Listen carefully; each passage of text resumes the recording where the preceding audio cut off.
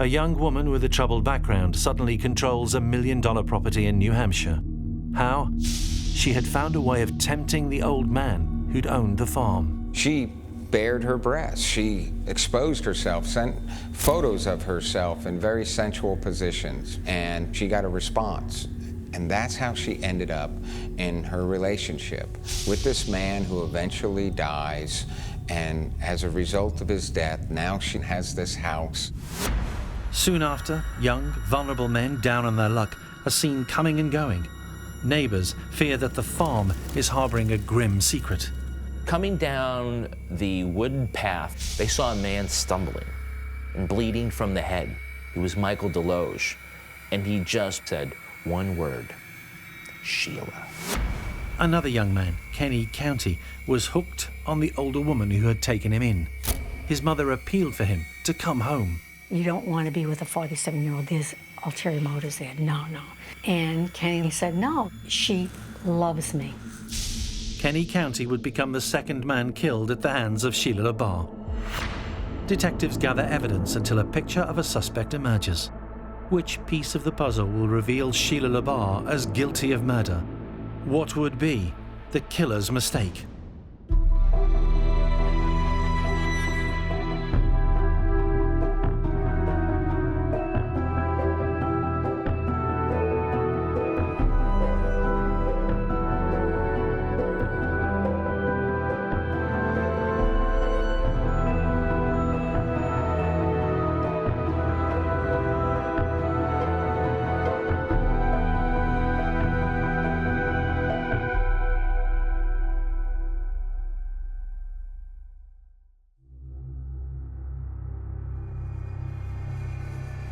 On a farm just outside Epping in New Hampshire, detectives answering a call related to the disappearance of this man come across a grisly sight. So they went over and took a look inside. And what they found in there was a human bone. And on the knob of the bone was some human flesh. So now they are very worried about what has happened to Kenneth County. Weeks earlier, Kenny's mother was convinced that her son had suffered harm at the hands of a woman called Sheila Labar. She feared he was possibly dead.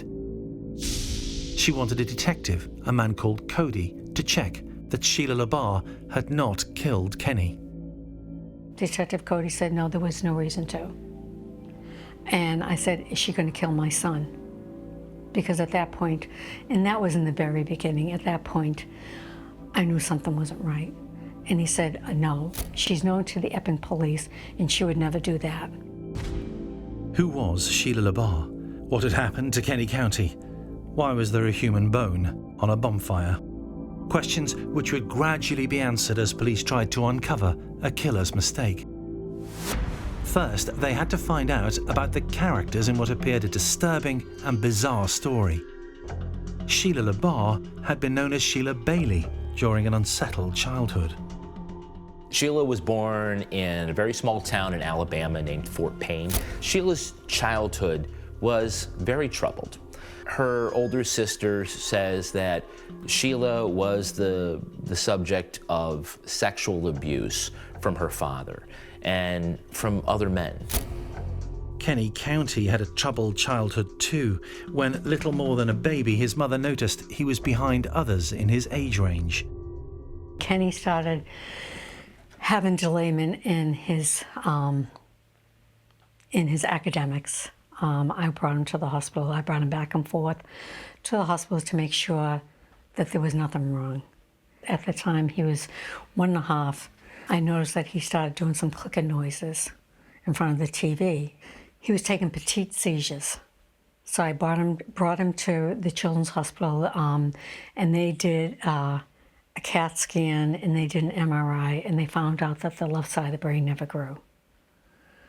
And so that, added to Kenny's problems. As he grew older, Kenny always appeared timid. Despite a tough start and his learning difficulties, he appeared to many to be a standard young man. Likeable too. Kenny was a very trusting guy, but he was looking for his way in the world. He had in a very loving family. His mother really took care of him. She understood that things were more difficult for Kenny than they were for other people. Sheila Labar, born 20 years before Kenny, had suffered even before puberty. She had been sexualized by abusive men. She grew up in a very abusive environment, was displayed as a sexual toy, was passed around to older grown men, friends of her father's, as a sexual object. Sheila's father was often drunk and frequently violent. Her mother, Ruby, did what she could to protect her daughters, but it wasn't enough. A teenage Sheila Bailey longed to escape this violent, small-town life. She dreamed of becoming an artist, a model, perhaps a singer, but in the end, she chose an easier route to financial independence. She found herself a man. But the abused woman would become a negligent stepmother. Sheila was very young at the time. She was about, I think, 18 or 19 years old when she married John. He was a lineman for the county, and he was recently divorced and had a young daughter named Wendy. Already, she was showing signs of being a disturbed, damaged individual. Sheila was not the most maternal person. Wendy told her father that when he would go to work, Sheila would take care of her by making her drink something. Brandy, maybe it's cough syrup, something that made her feel very sleepy. And it was also then that Sheila would put Wendy in the closet. When John found out, he kicked Sheila out. The marriage lasted just 6 weeks. At this time, Sheila had little trouble ensnaring the men that she'd set her sights on. For many years, Sheila had a very curvy body, and she was very beautiful and was really able to maximize her sex appeal to get what she wanted. Pretty soon after her first marriage ended, Sheila Bailey had claimed a second husband. It was to be another brief, unhappy marriage. Sheila's second husband was a guy by the name of Ronnie Jennings.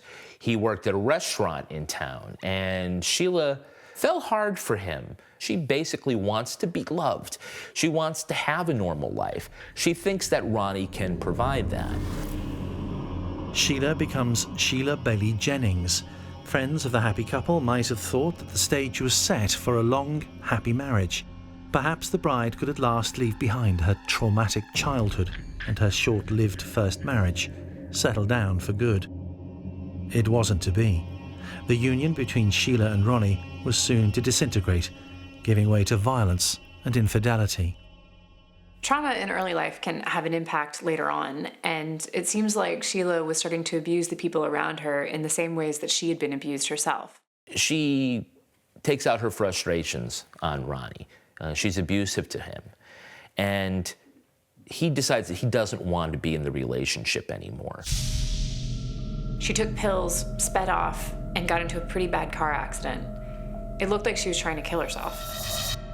Sheila survived the suicide attempt, but for a while was very unwell, comatose in fact. When she came round, she had an extraordinary tale to tell. When she came back, she told everybody that she had died, gone to heaven, and God had sent her back as an avenging angel.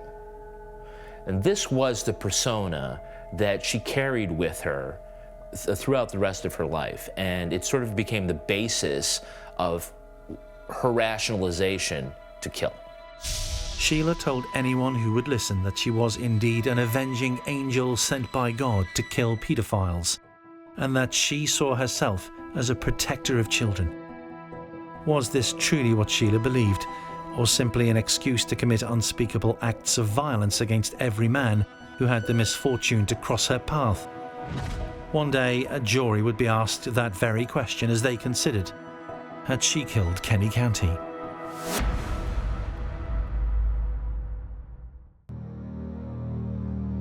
By the end of her second marriage, Sheila had committed no crimes that attracted the attention of the police. She was on no one's radar screen of investigation. In 1987, she began looking for husband number 3 and set her sights on a doctor, Wilfred Labar. He was a widower. He lived on a horse farm in rural New Hampshire.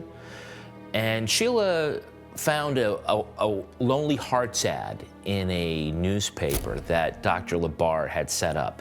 He was very lonely after losing his wife and wanted companionship. She just didn't write and say what she was looking for in a man, long romantic walks on a beach. She got right down to the point.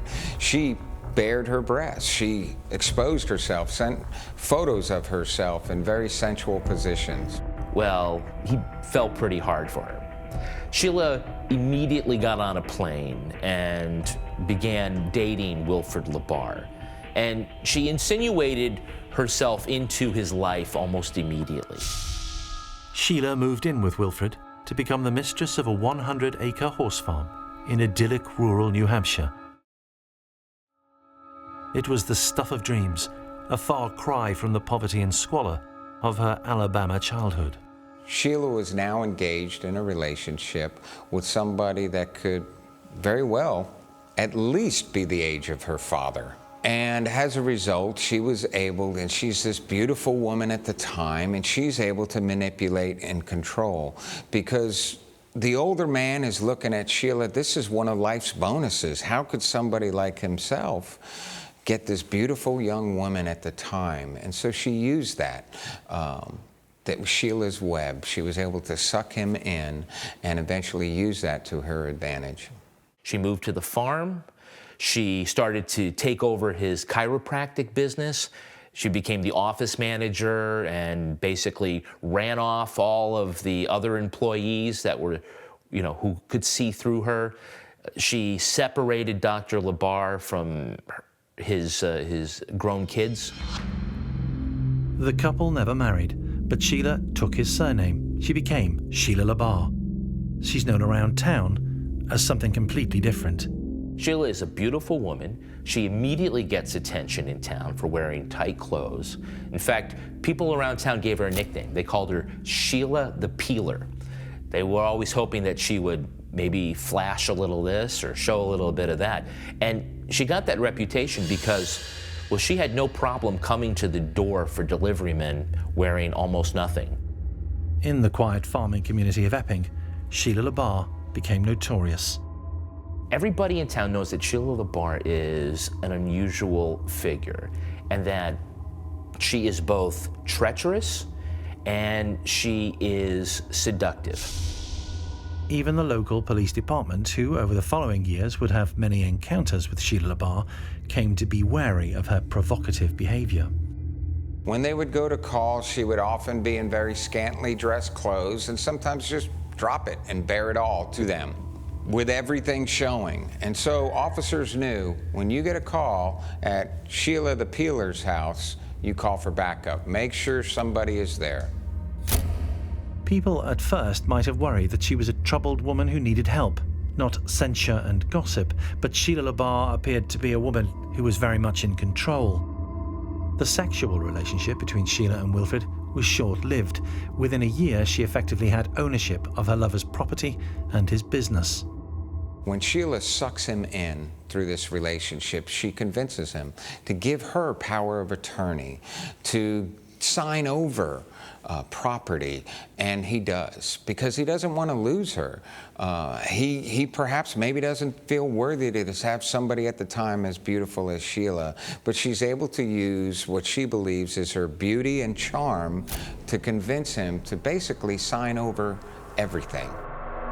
She ended up spending 17 years with Wilfrid, but soon after she had taken over effective control of the farm and the business, she told him he was not to consider himself as her wife or partner. She would be free to live the life of a single woman. Why did Wilfrid Labar continue to let her control his life and his livelihood?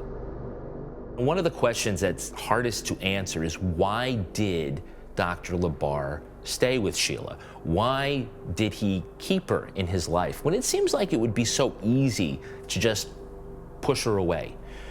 Somebody posed this question to Dr. Labar. Why keep Sheila around? She's making you miserable. She's taking your money. And all he could say was, she's got too much on me.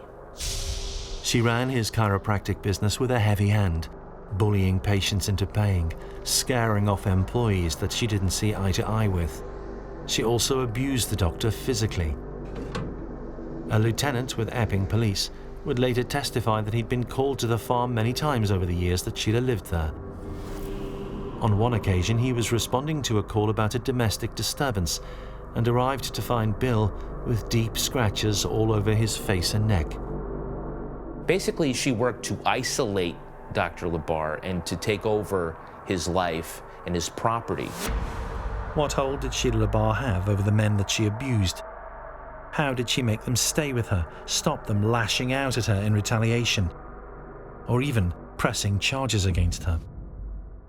Sheila has an interesting habit of recording her telephone calls and her conversations.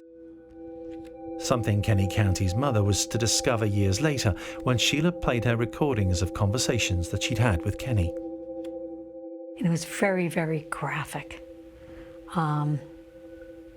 And I was dumbfounded. At that time, when I got that tape, I didn't want to see him anymore. I didn't want to talk to him. Because it was just so, it was horrible. It was horrible. And part of a pattern of behavior. Catch a man, record him saying things which would incriminate him, and then control him. She wanted to make sure that the people she was involved in a relationship, that she had utter, complete, 100% control, much like her father had complete control over her. So she isolated them, almost a brainwashing technique. You isolate someone and you can have vast influence over that person, so therefore she would have that ultimate control, much like a puppet master.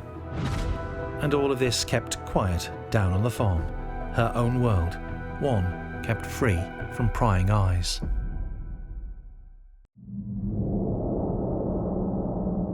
Even though they were no longer officially romantically involved, Sheila Labar continued to control the home, the business and the money of Dr. Wilfred Labar. She was so confident that he wouldn't kick her out, she started to bring home men. Wayne Ennis was a handyman. He was a migrant farm worker from Jamaica. He was doing some work at the clinic. It wasn't all smooth sailing. In 1995, Sheila filed a report with the Epping police accusing Wayne Ennis of attacking her. She got a restraining order against Wayne, but despite that, the same year they got married. Sheila gets married to Wayne Ennis and brings him back to the farm. And the three of them are now living on the farm together. Sheila had kept Dr. Labar's last name. She was living on his farm, had control over his finances, but now she wanted him gone.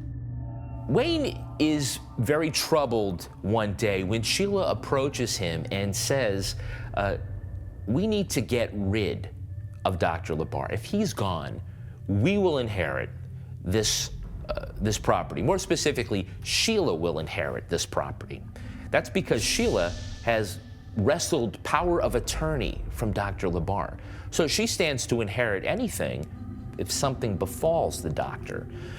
And now she's intimating to Wayne Ennis that he needs to do something to hasten Dr. Labar's death. Wayne is very troubled by this, so he goes to Dr. Labar and tells him what Sheila is planning. And he's fearful as well for his own safety. Dr. Labar then drove Wayne to a bus station, got him on a bus, and he got out of town, and Sheila never saw him again. Wilfred Labar had voluntarily given up the running of his home and farm. Wayne Ellis had gone without reporting what she had asked him to do, so Sheila remained living on the farm, simply waiting for her next victim to come along. James Brackett had a low IQ and his speech was slow. He was 10 years younger than Sheila and he was one of Dr. Labar's patients, but it didn't take long for Sheila to move him onto the farm. Sheila is, coquettish, she's manipulative, she knows how to get what she wants out of a man, but she is also cruel. And that is one of the things that she demonstrates with James Brackett. She ends up being very abusive to him. She strikes him in the face with a scrubbing brush. It was horrific abuse, and like all of the others, he was too afraid to leave. James Brackett stayed on the farm almost 5 years. Midway through that time, Wilfred Labar died. Dr. Labar died in 2000. Sheila told Dr. Labar's family that just one day he'd had a heart attack and died on the kitchen floor. And she insisted that he be cremated. It wasn't until later that people thought that this was suspicious. At the time, nobody thought much about Dr. Labar's death, that it was anything other than natural causes. The autopsy showed that Wilfred had died of a massive heart attack, hypertension, arterial sclerosis, and high blood pressure. Little wonder, perhaps, given the abuse that he had suffered for over 20 years at Sheila's hands, but there was no apparent crime. His death marked a turning point in Sheila's treatment of men. When Dr. Labar passed away, there was nobody there to keep her in check. Sheila now owned the farm outright. She could control who came and went. There was no one to witness what she was doing, and there was no one to stop her or intervene. Her abuse of James Brackett continued and got worse. She one time, chased him off the property and fired a shot over his head. She even chased him into a horse trailer that was in the barn, and she chased him with an axe and tried to chop her way through the trailer where he is huddled up inside. That's like a scene out of The Shining. Sheila Labar's life was never normal, but her behavior after Wilfred's death was increasingly out of control. She smoked marijuana every day, sometimes took tranquilizers. She got involved with sex chat lines, recording the conversations, and she would often force James to listen to them, to share in her sadistic and unusual fantasies. She was violent towards him on a daily basis. On one occasion, she gouged his eye, leaving him bleeding, and on another occasion, she drove a car straight at him. Men frequently came and went to Silver Leopard Farm, as Sheila had renamed it, or at least they arrived. They came as farmhands, or as Sheila's latest love interest. After a while, Sheila would tell anyone who'd listen that they'd just upped and left, that she had no idea where they'd gone. But had they? Some were never seen again. James Brackett made several attempts to leave, once even hiking through a blizzard to a local homeless shelter. Eventually, he escaped. It wasn't until much later that he was essentially rescued from the farm by his relatives. And James Brackett considers himself lucky to be alive today. The next young man to be ensnared by Sheila wouldn't be so lucky. He was called Michael Deloge. Michael Deloge was a drifter. He came from Connecticut and wound up in a homeless shelter in New Hampshire. She was able to suck those men in, almost like a spider in a spider web, bringing them into their cave where she eventually would kill them.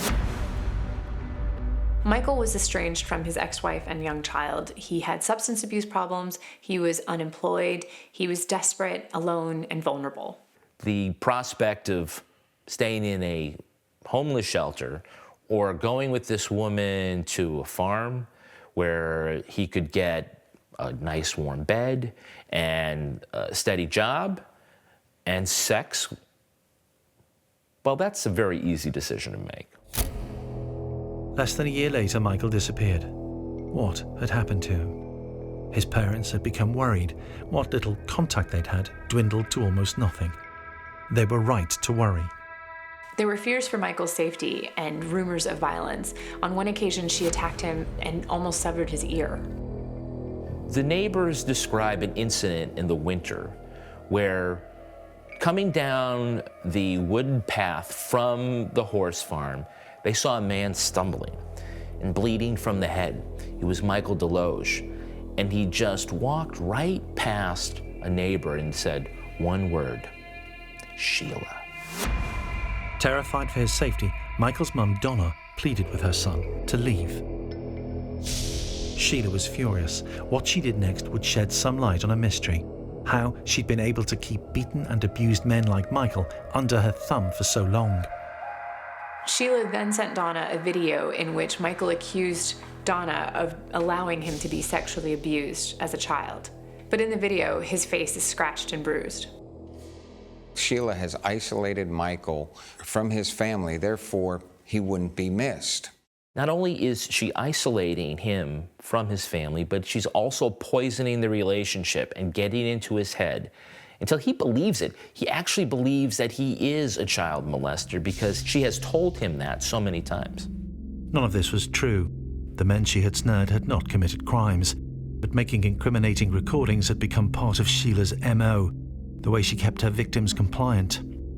Sheila has an interesting habit of recording her telephone calls and her conversations. At one point, she had over 300 cassette tapes of things her on the telephone.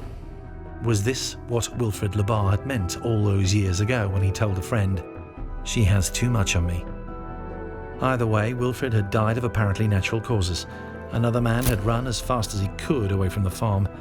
Now Michael had gone. Men just didn't seem to last very long down on the farm with Sheila Labar.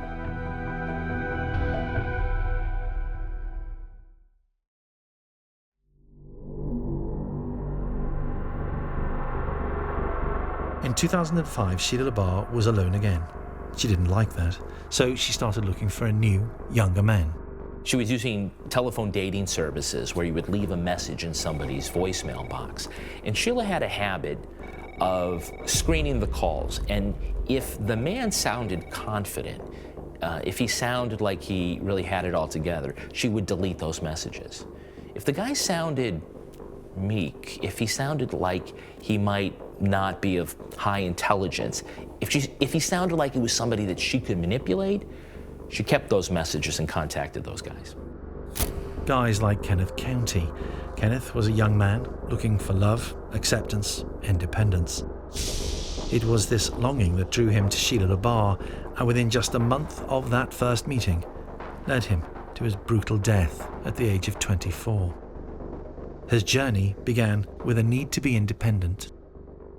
Kenny's mother, Carolyn, had always tried to do her best for him, and as he got older, that meant letting him go his own way and make his own decisions, even if she worried desperately about him. He decided, well, I'm going to join the Army, I'm going to protect our country. And he said to me, can you take me down to Lowell? I'm going to sign up for the Army.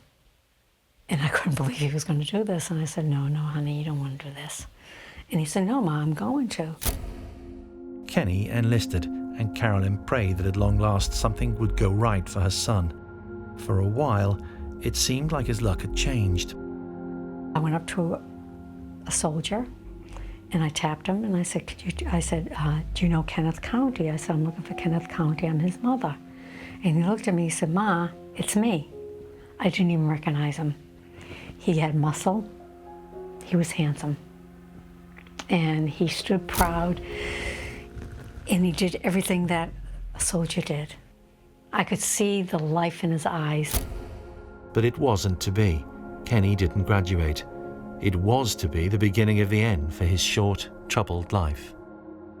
The day before his graduation, I got a phone call from Captain Pasquale saying that Kenny wasn't graduating. And the day of graduation, my son was directing traffic. And at that point, I looked in his eyes and they were dead. They were dead. One of the most disappointing things in his life was that he couldn't graduate with his class and got drummed out of the Army. You know, it really could have changed his life for the better. Instead, he had to move back to Massachusetts and try to make a go of it. Kenny was at his lowest ebb. He had become severely depressed. He had attempted suicide. He was at his most vulnerable. And for Sheila, he was ripe for the picking. When Kenny spoke of his meeting with Sheila, Carolyn knew straight away something was wrong. They met on a chat line. Come to find out, when I found out in court, it was a sex chat line. Kenny meets Sheila at a fancy bar overlooking the ocean. And they have a few drinks, and they move from the bar to the back seat of Sheila's car, where they have sex. A few days later, Kenny goes to his roommate and says, I'm moving out. I'm moving to New Hampshire to live on this horse farm with my new girlfriend. He was only 24, she was in her 40s, 47. She drank, she was loud. She was obnoxious. She went to his place in Wilmington, and she told the roommate that she just wanted him to come to her place for dinner and that she'd return him. So he didn't take any clothes, he didn't take anything. And once he got into the car, that was the end. He never returned. Kenneth County's mother would never see him again. How long did it take Kenny to realize what a grievous error he had made in getting into that car? Carolyn was alarmed enough that she immediately contacted Epping police. A female officer took the call. She sent the police to Sheila's house, and Sheila didn't like that because of the fact that I sent the police to her house for a well-being check. When Kenny is not returning mom's phone calls, that's a red flag. Kenny's mom has to find out what is going on. Is he okay? So she contacted the police in Epping, New Hampshire. So the patrolmen go to Sheila's farm and they knock on the door and they say, "We want to talk to Kenny." And she says he can't come to the door. He's taking a bath. They insist. And so Kenny comes to the door. He's wearing a towel. He's wet. But he seems to be okay. Kenny might have been physically fine on that first visit by police, but Sheila was livid. How dare Carolyn report her? How dare local cops challenge her on her own property? She was not going to take the intrusion lying down. Kenny has moved to Sheila's farm, and Sheila is doing the same pattern as she had for all the other men. And that starts with cutting him off from her family. Sheila's response to this, when Kenny had been on the farm just a couple days, was to make a shocking tape which she played on the phone for his mother. She had him saying all these horrible things about me, that I sexually molested him when he was a baby, that I continued to do that when I went to England. Once again, as with Michael Deloge, James Brackett and perhaps Wilfrid Labar, Sheila was using accusations of paedophilia to control her victims and isolate them from their families. And it was very, very graphic. I think at that time it was for me to back off. Oh, definitely, because I sent the police to her house. Carolyn was devastated, but if Sheila had hoped that she would back off, she was mistaken. Carolyn continued trying to call her son at the farm. When she couldn't get hold of him, she repeatedly contacted local police, begging them to check on him, to remove him from the farm, anything to protect him from this scheming woman. That's the way she saw it. On one occasion, local police denied outright that Sheila was dangerous. He told me that she would take young men to her farm and they'd work the farm, and then she'd call the police department to say that they left. Well, I found that pretty bizarre, and I said, well, how do you know they left? How do you know she didn't hurt them? She could have killed them. Did she kill them?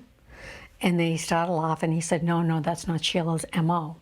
There's nothing stronger in life often than a mother's love. And because of a mother's love for her child and refusing to accept the answers that were being given to her, she pushed and pushed and pushed and stayed in touch with the police and just wasn't satisfied with the answers she was hearing. When the police had first visited Kenny a few days after arriving at Sheila's farm, he seemed to be doing fine. But the next time he was seen in public, his mental and physical well-being had dramatically deteriorated. Weeks later, when these officers see Kenny at the Walmart, Sheila took Kenny to Walmart and he was unable to walk through the aisles himself. She was pushing him in a wheelchair. His face was a weird color, and he had bruises and cuts and burns. His face was all cut up. His hands were all cut up. One of them was immobile. His head was down. He was ashen in color. He was all cut up, and he was in a wheelchair, and he couldn't walk. What had happened to Kenneth County, and what did Sheila Labar have planned for him next? Her sinister shopping list that day should perhaps have given officers who spoke to her a clue. She certainly hadn't popped in for a few groceries.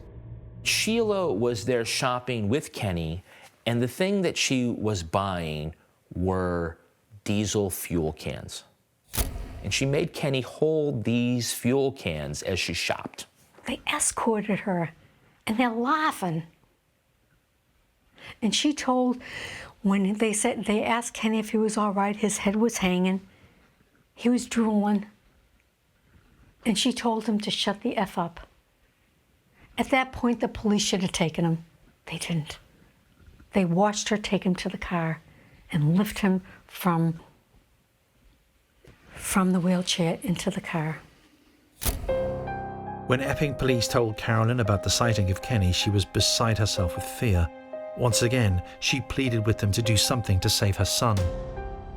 And I said, and you let her take him, knowing that I was looking for him, seeing the way he looked. I said, you let Sheila take my son, she's gonna kill him. And he said, I'm sorry, there's nothing we can do. And she killed him 2 days later. On March 23, 2006, Sheila Labar called the local police chief and told him that Kenny had left her.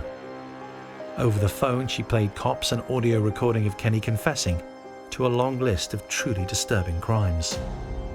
And Sheila says, he left, and I can prove it, and I can tell you why he left. And so she plays over the telephone a tape recording that she made of Kenny. And what the officer heard was Sheila berating Kenny and getting him to confess that he was a child molester and that he had abused kids. On the tape, the officer could hear Kenny becoming weaker. And at one point, he heard Kenny vomit. And then he thought he heard Kenny faint because Sheila was saying, "Get up, you can't fake fainting." Kenny was clearly really unwell when the recording was made. She claimed to have identified a dangerous pedophile and was forcing Kenny to confess to things that he'd never done. Panic-stricken, Carolyn filed another missing persons report. But it was too late. When police the next day visited Sheila's place, they found strong evidence that Kenny hadn't simply walked away from the farm. Carolyn's worst nightmare appeared to have come true.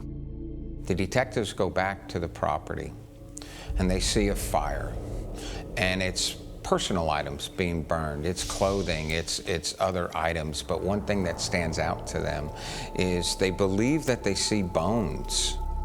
And they appeared to be human bones, specifically a toe. It was the key mistake in the timeline of the case against Sheila Labar. They also found Kenny's sneakers lying around. Would he really have left barefoot? The evidence was everywhere that something truly horrific had happened at the farm, but Sheila Labar showed no fear of being caught.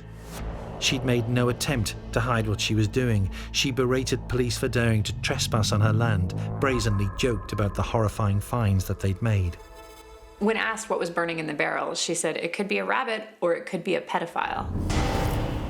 When asked about a plastic bag filled with soot and debris, she laughed and said that was Kenneth. When police returned with a warrant to search the property, they made even more horrifying finds.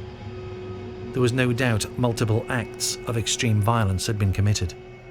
They spray what's called LCV. It's a type of spray that it's with dark lights, and when you spray this, if it glows purple and a purple tone to it, it indicates the presence of blood, that perhaps that was blood. And when the detectives used this technique inside of Sheila's home, the whole inside, this one room, lit up purple. An indication that there was an extremely large amount of violence that took place inside that room. Detectives also finally had an answer to the fate of Michael Deloge, who disappeared without a trace a year before. One of the things they did was they flushed the septic tank. What they found in the septic tank when they searched it was Michael Deloge's driver's license. But another piece of evidence unearthed at the farm remains a mystery to this day. We don't know how many victims that are out there that Sheila actually was able to suck into her web. What still haunts the detectives is a toe, a single toe. A single toe was found on that property. That toe was unidentified. One of the things later about the human toes was that they didn't belong to Kenny, and they didn't belong to Michael Deloge. So who is it? Detectives now knew that terrible things had happened at the isolated horse farm in rural New Hampshire, and Carolyn County knew that her efforts to save her eldest son had been in vain. That was my son. That was my son.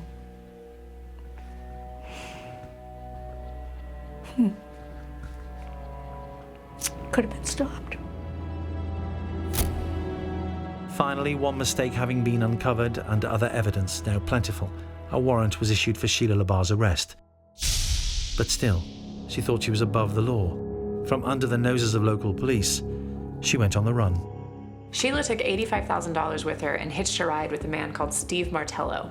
She wanted to hitchhike her way down to Boston. So Steve picks her up in his car, and after having some breakfast together, they continue down to Boston.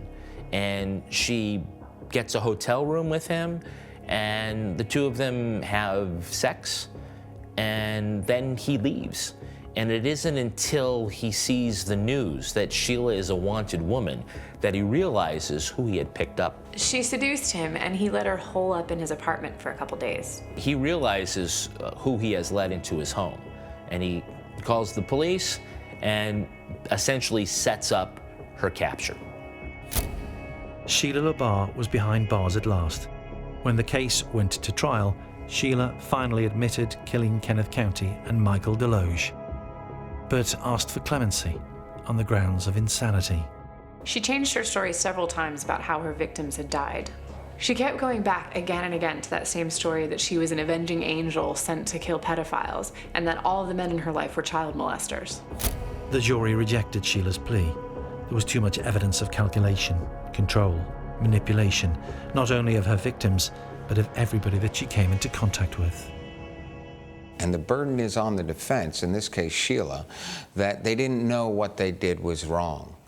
Why this story would unravel with Sheila is because of the amount of planning that went into her murders and the cover-up. Somebody who's crazy isn't going to try to burn evidence. Somebody who's crazy isn't going to try to cover up the amount of blood that was inside the house. Somebody who is crazy isn't going to methodically pick the most vulnerable of victims. Sheila Labar is a disturbed person, but she knew what she was doing when she killed those men and when she hid the evidence. Michael Deloge's mother was in court to see Labar found guilty, sentenced to 2 life tariffs without parole. Carolyn County was there too, the mother who never gave up. She wasn't able to save her son, but she did ensure that his killer was brought to justice for her evil crimes. I promised Kenny that I'd fight for him, because nobody did. That he wouldn't be forgotten. When Sheila murdered him, she burnt everything in the pit. I never had a body. I never had closure. I never had anything. So he could walk through that door now, and I'd be expecting him. And I promised him his name would not be in vain. She wasn't used to being confronted by anybody. Sheila had the run of Epping. What Sheila said went. She'd be able to say anything to the police. They didn't want to deal with her, so they just backed down. Sheila thought that she was invincible. She thought that she could do what she wanted and get away with it, and she never thought that anyone would have the guts to confront her.